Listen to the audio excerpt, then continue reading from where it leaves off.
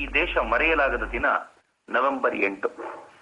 ಒಂದು, ವಿವೇಕಾನಂದರು ಚಿಕಾಗೋದಲ್ಲಿ ನಿಂತು ಜಗತ್ತನ್ನೇ ಅಲುಗಾಡಿಸಿದ ದಿನವಾದರೆ, ಮತ್ತೊಂದು ಭಾರತದಿಂದಲೇ ಜಗತ್ತಿಗೆ ಚುರುಕು ಮುಟ್ಟಿಸಿದ ನರೇಂದ್ರ ಮೋದಿಯವರ ಕಪ್ಪು ಹಣದ ಮೇಲಿನ ಸರ್ಜಿಕಲ್ ದಾಳಿಯ ದಿನ. ನೀವು ನಂಬಲಾರ್ರಿ, ಬರಲಿರುವ ದಿನಗಳಲ್ಲಿ ಜಗತ್ತಿನಾದ್ಯಂತ ಭ್ರಷ್ಟಾಚಾರದ ವಿರುದ್ಧ ಹೋರಾಟ ಹೇಗೆ ನಡೆಯಬೇಕು ಅಂತಂದ್ರೆ ಮೋದಿ ಮಾಡಿದಂತೆ ಅನ್ನೋ ಉತ್ತರ ಸಿದ್ಧವಾಗಿರುತ್ತೆ. ಭಾರತದ ಪಾಲಿಗೆ 500,000 ರೂಗಳ ಮುಖಬೆಲೆಯ ನೋಟು ನಿಷೇಧ ಐತಿಹಾಸಿಕ ನಿರ್ಣಯವಾಗಿತ್ತು. ಅದರಲ್ಲೂ ಚುನಾವಣೆಗಳನ್ನು ಹತ್ತಿರದಲ್ಲಿಟ್ಟುಕೊಂಡು ತಮ್ಮ ಪಾರ್ಟಿಗೂ ಕಂಟಕವಾಗಬಲ್ಲ ಇಂತಹ ನಿರ್ಧಾರವನ್ನು ನಿರ್ದಾಕ್ಷಿಣ್ಯವಾಗಿ ಕೈಗೊಳ್ಳುವ ಛಾತಿ ಸಾಮಾನ್ಯವಾದವರಿಗೆ ಇರುವುದು ಸಾಧ್ಯವೇ ಇರಲಿಲ್ಲ. ಅದಕ್ಕೆ 56 ಇಂಚಿನ ಎದೆ ಬೇಕೇ ಬೇಕಿತ್ತು. ಹಾಗಂತ ಮೋದಿಯವರು ಏಕಾಏಕಿ ಕೈಗೊಂಡ ನಿರ್ಣಯ ಅಲ್ಲ ಇದು. ಅವರು ಮುಖ್ಯಮಂತ್ರಿ ಆಗಿದ್ದಾಗಲೇ ಅರ್ಥಕ್ರಾಂತಿಯ ಪ್ರಸ್ತಾವನೆಯ ಕುರಿತು ಅಚ್ಚರಿ ಮತ್ತು ಬೆಂಬಲ ವ್ಯಕ್ತಪಡಿಸಿದ್ದರು. ಈಗ ದೇಶದ ಚುಕ್ಕಾಣಿ ಹಿಡಿದ ಮೇಲೆ ಅದರೆಡೆಗಿನ ಅವರ ತುಡಿತ ತೀವ್ರವಾಗಿತ್ತು. ಹಾಗಂತ ಹುಚ್ಚುಗುಳಿಯಂತೆ ಓಡುತ್ತಿರುವ ಭ್ರಷ್ಟಾಚಾರಕ್ಕೆ ಕಡಿವಾಣ ಹಾಕುವುದು ಸುಲಭವಾದ ಸಂಗತಿಯಾಗಿರಲಿಲ್ಲ. 128 ಕೋಟಿ ಜನ, ಅದರಲ್ಲೂ ಬಹುಪಾಲು ಹಳ್ಳಿಗರು, ಅನೇಕರು ಅಕ್ಷರ ಬಾರದವರು, ಇನ್ನು ಬಹುತೇಕರು ಡಿಜಿಟಲ್ ತಂತ್ರಜ್ಞಾನದಿಂದ ದೂರವಿದ್ದವರು, ಎಲ್ಲಕ್ಕಿಂತಲೂ ಮಿಗಿಲಾಗಿ ಬ್ಯಾಂಕಿಂಗ್ ವ್ಯವಸ್ಥೆಗೆ ಬರದ 85% ಭಾರತೀಯರು. ಇವೆಲ್ಲವನ್ನು ಗಮನದಲ್ಲಿಟ್ಟುಕೊಂಡೇ ಸಾಹಸ ಕಾರ್ಯಕ್ಕೆ ಕೈ ಹಾಕಬೇಕಿತ್ತು. ಮೋದಿಯವರ ಆಲೋಚನೆಗಳು 100 ದಿಕ್ಕಿನಲ್ಲಿ ಓಡುತ್ತಿದ್ದವು. ಅಧಿಕಾರಕ್ಕೆ ಬಂದೊಡನೆ ಮೊದಲಿಗೆ ಮೋದಿಯವರು ಜನಧನ್ ಯೋಜನಾ ಜಾರಿಗೆ ತಂದಿದ್ದು ಅದಕ್ಕೆ. ಆ ಮೂಲಕ ಹಳ್ಳಿಗರನ್ನು, ಅನಕ್ಷರಸ್ಥರನ್ನು ಬ್ಯಾಂಕಿನತ್ತ ಎಳೆದು ತರುವ ಪ್ರಯತ್ನ ಅದು. ನಿಮಗೆ ಗೊತ್ತಿರಲಿ, ಈ ದೇಶದ 85% ಜನ ಬ್ಯಾಂಕಿನತ್ತ ಸುಳಿದವರೇ ಅಲ್ಲ. ಅವರಿಗೆ ಹಣ ಕೂಡಿಡುವ ವಸ್ತುವಲ್ಲ, ಬಳಕೆಯ ಮಾಧ್ಯಮವೆಂಬ ಅರಿವೂ ಇಲ್ಲ. ಹೀಗಾಗಿ ಅದನ್ನು ತಮ್ಮೊಂದಿಗೆ ಇಟ್ಟುಕೊಂಡು ಜತನದಿಂದ ಕಾಪಾಡಿಕೊಳ್ಳುವ ನೆಪದಲ್ಲಿ ಸದಾ ಹೆದರಿಕೆಯ ನೆರಳಲ್ಲಿಯೇ ಕಾಲ ಕಳೆಯುತ್ತಾರೆ. ಮೋದಿಯವರು ಶೂನ್ಯ ಬ್ಯಾಲೆನ್ಸಿನ ಜನ್ಧನ್ ಜಾರಿಗೆ ತಂದು ಅದರ ಮೇಲೆ 5,000 ರೂಗಳ ಹೆಚ್ಚುವರಿ ಸಾಲ ತೆಗೆಯಬಲ್ಲ ಅವಕಾಶವನ್ನು ಕಲ್ಪಿಸಿಕೊಟ್ಟರು. ಈ ಮೂಲಕ ಬ್ಯಾಂಕಿನತ್ತ ಧಾವಿಸಿ ಬರಲು ಆಮಿಷ ಒಡ್ಡಿದರು.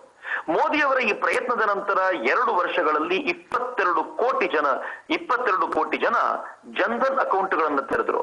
ಸುಮಾರು 4,000 ಕೋಟಿಯಷ್ಟು ಹಣ ಜಮೆಯಾಯಿತು. ಅಲ್ಲಿಂದ ಮುಂದೆ ಮೋದಿ ಸಿಲಿಂಡರ್ನ ಸಬ್ಸಿಡಿಯನ್ನು ನೇರ ಅಕೌಂಟಿಗೆ ವರ್ಗಾಯಿಸುವ ತಮ್ಮ ಯೋಜನೆ ಪ್ರಕಟಿಸಿದರು. ಹಳ್ಳಿಗರಿಗೆ ನರೇಗಾ ಯೋಜನೆಯ ಹಣ ಅವರವರ ಅಕೌಂಟ್ಗಳಿಗೆ ಸೇರುವಂತೆ ಯೋಜನೆ ರೂಪಿಸಿದರು. ಆಧಾರ್ನೊಂದಿಗೆ ಅಕೌಂಟ್ಗಳನ್ನು ಸಂಬಂಧ ಕಲ್ಪಿಸಿದ್ದರಿಂದ ವ್ಯಕ್ತಿಯೊಬ್ಬನ ಒಟ್ಟಾರೆ ವಹಿವಾಟಿನ ಅವರ ಬೆರಳಂಚಿಗೆ ಸಿಗುವಂತಾಯಿತು. ಅಷ್ಟಕ್ಕೆ ಸಮಾಧಾನಗೊಳ್ಳದ ಪ್ರಧಾನಮಂತ್ರಿಗಳು ಯೂನಿಫೈಡ್ ಪೇಮೆಂಟ್ ಇಂಟರ್ಫೇಸ್ ತಂದು ಸ್ಮಾರ್ಟ್ ಫೋನಿನ ಮೂಲಕ 2 ಅಕೌಂಟ್ಗಳ ವಹಿವಾಟವನ್ನು ಸಂಭಾಳಿಸುವ ಕಲ್ಪನೆ ಹರಿಬಿಟ್ಟರು. ಅದರ ಮುಂದಿನ ಪ್ರಯತ್ನವಾಗಿಯೇ ಭಾರತ್ ಬಿಲ್ ಪೇಮೆಂಟ್ ಸಿಸ್ಟಮ್ ಅನ್ನು ವ್ಯವಸ್ಥಿತವಾಗಿ ಜಾರಿಗೆ ತಂದು ಕೂತಲ್ಲೇ ಎಲ್ಲಾ ಬಿಲ್ ಅನ್ನು ಪಾವತಿಸುವ ಶಕ್ತಿಯನ್ನು ಜನಸಾಮಾನ್ಯರಿಗೆ ತುಂಬಿದರು. ನೋಡುತ್ತಲೇ ಎಲ್ಲ ಹಣಕಾಸು ಸಂಬಂಧ ವಹಿವಾಟುಗಳು ಬ್ಯಾಂಕಿನ ಮೂಲಕವೇ ನಡೆಯುವುದಕ್ಕೆ ಬೇಕಾದ ತಯಾರಿ ಅವರು ಮುಗಿಸಿಯಾಗಿತ್ತು. ಜೊತೆಗೆ ಬಡವರಿಗೆ ತೊಂದರೆಯಾಗದಂತೆ ಮೊದಲು ಬೇಕಾದ ವ್ಯವಸ್ಥೆಯನ್ನು ಮೋದಿ ಮಾಡಿಕೊಂಡಾಗಿತ್ತು. ಈಗ ಕಾಳಧನದ ಮಾಲೀಕರಿಗೆ ಅವಕಾಶ ಕೊಡುವಂತ ಸರದಿ. ಈ ದೇಶದಲ್ಲಿ ಯಾರೂ ಅಪ್ರಾಮಾಣಿಕರಲ್ಲ, ಆದರೆ ಅವರು ಪ್ರಾಮಾಣಿಕರಾಗಿರದಂತೆ ಮಾಡುವ ವ್ಯವಸ್ಥೆ ಇದೆ ಅಷ್ಟೇ. ಈ ವ್ಯವಸ್ಥೆಯ ಅನಿವಾರ್ಯತೆಗೆ ಸಿಲುಕಿದವ ತೆರಿಗೆ ತಪ್ಪಿಸಿ ತಾನು ಹಣ ಕೂಡಿಟ್ಟುಕೊಂಡ. ಹೀಗಾಗಿ ಕಪ್ಪು ಹಣ ಇಟ್ಟುಕೊಂಡ ಮಾತ್ರಕ್ಕೆ ಕಳ್ಳರು ಎನ್ನುವಂತಿಲ್ಲ. ಅಂತವರಿಗೆ ಅವಕಾಶ ಕೊಡ್ಲೇಬೇಕಿತ್ತಲ್ಲ. 60% ತೆರಿಗೆ ಕಟ್ಟಿಸಿ ಕಪ್ಪು ಹಣ ಘೋಷಿಸುವ ಯೋಜನೆಯನ್ನು ಮೋದಿ ತಂದ್ರು. ಅದು ನಿರೀಕ್ಷಿಸಿದಷ್ಟು ಫಲ ಕೊಡಲಿಲ್ಲ. ತೆರಿಗೆ ಪ್ರಮಾಣ 45%ಗೆ ಇಳಿಸಿದ್ರು. ಈ ಬಾರಿ 1,00,000 ಕೋಟಿಗೂ ಮಿಕ್ಕಿದ ಹಣ ಘೋಷಣೆ ಆಯಿತು. ಬೊಕ್ಕಸಕ್ಕೆ 60,000 ಕೋಟಿಗೂ ಹೆಚ್ಚಿನ ಲಾಭ. ಆಗಲೇ ಮೋದಿ ಸ್ಪಷ್ಟ ದನಿಯಲ್ಲಿ ಹೇಳಿದರು, ಕಪ್ಪು ಹಣ ಘೋಷಿಸಿ, ಇಲ್ಲವೇ ಬರಲಿರುವ ದಿನಗಳಲ್ಲಿ ಮುಖಕ್ಕೆ ಮಸಿ ಬಳಸಿಕೊಳ್ಳಲು ಸಿದ್ಧರಾಗಿ ಅಂತ. ಈ ವೇಳೆಗಾಗಲೇ ಮೋದಿ 500 ಮತ್ತು 1000 ನೋಟುಗಳನ್ನು ಬದಲಿಸುವ ನಿರ್ಣಯ ಕೈಗೊಂಡಾಗಿತ್ತು. ಅದಕ್ಕೆ ಸೂಕ್ತ ತಯಾರಿಯನ್ನು ಅವರು ಮಾಡಿಕೊಂಡಿದ್ರು. 10 ತಿಂಗಳ ಮುನ್ನವೇ ರಿಸರ್ವ್ ಬ್ಯಾಂಕ್ ಆಫ್ ಇಂಡಿಯಾದ ಕಲಾವಿದರನ್ನು ನೋಟುಗಳ ರಚನೆಗೆಂದು ಕೂರಿಸಲಾಯಿತು. 6 ತಿಂಗಳ ಹಿಂದೆಯೇ ಮೈಸೂರಿನ ನೋಟು ಮುದ್ರಣಾಲಯದಲ್ಲಿ ಭಾರತೀಯ ಪೇಪರ್ಗಳ ಮೇಲೆ ಹೊಸ 2,000 ನೋಟುಗಳನ್ನು ಮುದ್ರಿಸುವ ಪ್ರಕ್ರಿಯೆ ಶುರುವಾಯಿತು. ಅದರೊಟ್ಟಿಗೆ 500ರದ್ದು ಕೂಡ. ಸುದ್ದಿ ಹೊರಗೆ ಹೋಗದಂತೆ ಎಚ್ಚರ ವಹಿಸಲಾಗಿತ್ತು. ಈ ನಡುವೆಯೇ ಪಾಕಿಸ್ತಾನದ ಮೇಲೆ ಸರ್ಜಿಕಲ್ ದಾಳಿಯೂ ಆಗಿ ಪಾಕಿಸ್ತಾನದೊಂದಿಗೆ ಯುದ್ಧ ಮಾಡುವ ಹಂತಕ್ಕೂ ಹೋಗಿತ್ತು ಭಾರತ. ನವೆಂಬರ್ 8ರ ಘೋಷಣೆಗೆ ಬಲು ಮಹತ್ವ ಬಂದಿದ್ದು ಅದಕ್ಕೋಸ್ಕರವೇ. ಅಂದು ಸಂಜೆ ಸೇನಾ ಮುಖ್ಯಸ್ಥರನ್ನು ಕರೆದು ಅವರೊಂದಿಗೆ ಅಜಿತ್ ದೋವಲ್ರ ಸಭೆ ಕರೆದು ಮಾತನಾಡಿದ ನರೇಂದ್ರ ಮೋದಿ ಅದರ ಫೋಟೋವನ್ನು ಟ್ವೀಟ್ ಮಾಡಿದರು. ಅದರ ಹಿಂದೆಯೇ ಮಂತ್ರಿಮಂಡಲದ ತುರ್ತು ಸಭೆ ಕರೆದರು.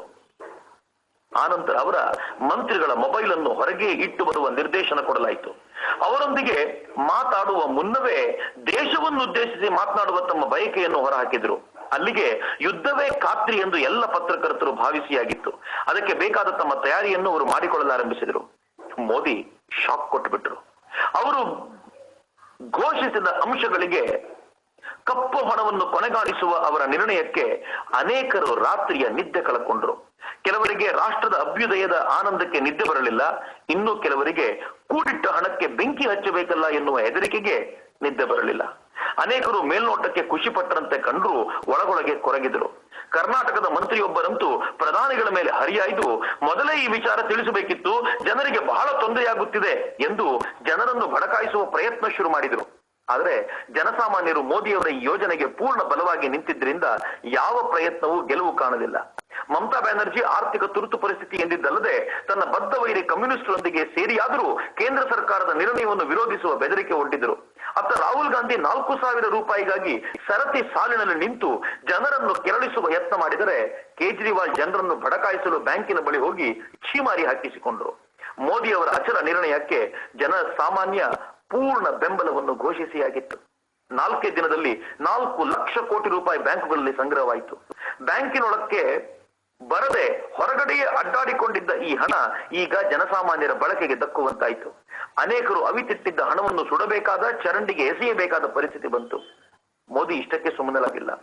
2.5 ಲಕ್ಷಕ್ಕೂ ಮೇಲ್ಪಟ್ಟ ಹಣವನ್ನು ಬ್ಯಾಂಕಿಗೆ ತುಂಬಿದರೆ ತೆರಿಗೆ ವಿಭಾಗದಿಂದ ವಿಚಾರಣೆ ಎದುರಿಸಬೇಕು ಅಂತ ಎಚ್ಚರಿಸಿದ್ರಿಂದ ಅನೇಕರು ಜಾಗರೂಕರಾಗಿಬಿಟ್ರು. ಗುಜರಾತಿನ ವ್ಯಾಪಾರಿಯೊಬ್ಬ 6,000 ಕೋಟಿ ಒಪ್ಪಿಸಿ ನಿರಾಳನಾದ. ಒಟ್ಟಾರೆ ರಾಷ್ಟ್ರದಲ್ಲಿ ಅಮೋಘವಾದ ಸಂಚಲನ ಆರಂಭವಾಯಿತು. ಬ್ಯಾಂಕುಗಳು 12 ತಾಸು ಮೀರಿ ಕೆಲಸ ಮಾಡಿದವು. ಹೊರಗೆ ನಿಂತವರಿಗೆ ನೀರು, ತಿಂಡಿ, ಊಟಗಳನ್ನು ಕೆಲವರು ಕೊಟ್ಟು ತಣಿಸಿದರು. ಕೆಲವರು ಸ್ವಯಂ ಸೇವಕರಾಗಿ ಜನರಿಗೆ ಫಾರ್ಮ್ ತುಂಬುವಲ್ಲಿ ಸಹಕರಿಸಿದರು. ಅಕ್ಷರಶಃ ರಾಷ್ಟ್ರೀಯತೆಯ ಹಬ್ಬವೇ ಆಯಿತು. ಈ ನಡುವೆ ಒಂದಷ್ಟು ಸುಳ್ಳು ಸುದ್ದಿಗಳು ಹರಿದಾಡಿದವು. 2.5 ಲಕ್ಷಕ್ಕಿಂತಲೂ ಹೆಚ್ಚು ಹಣ ಕಟ್ಟುವಂತಿಲ್ಲ, ಲಾಕರ್ಗಳನ್ನು ಜಪ್ತು ಮಾಡ್ತಾರೆ, ಒಮ್ಮೆ ಅಕೌಂಟಿಗೆ ಹಣ ಹಾಕಿದರೆ ಮತ್ತೆ ಹೋಗುವಂತಿಲ್ಲ, ಹೀಗೆ ಬಗೆ ಬಗೆಯಲ್ಲಿ. ಆದರೆ ಎಲ್ಲವೂ ಸುಳ್ಳು ಅಂತ ಸಾಬೀತಾಯಿತು. ಕೆಲವರಿಗೆ ಹಣ ಸುಟ್ರೆ ಹೋಯ್ತಲ್ಲ ಅನ್ನುವಂತ ಹೆದರಿಕೆ. ಆದರೆ ಇದುವರೆಗೆ ಮುದ್ರಣಗೊಂಡ 500ರಿಂದ 1000 ನೋಟುಗಳ ಒಟ್ಟು ಮೌಲ್ಯ 14 ಲಕ್ಷ ಕೋಟಿ ಇದ್ದು ಸರ್ಕಾರ ಅಷ್ಟನ್ನು ಮರುಮುದ್ರಿಸುತ್ತೆ. ಸುಟ್ಟು ಹರಿದು ಬಿಸಾಡಿದ ನೋಟುಗಳು ನೇರ ಬೊಕ್ಕಸಕ್ಕೆ ಸೇರಿದಂತಾಗುತ್ತೆ ಅಷ್ಟೇ.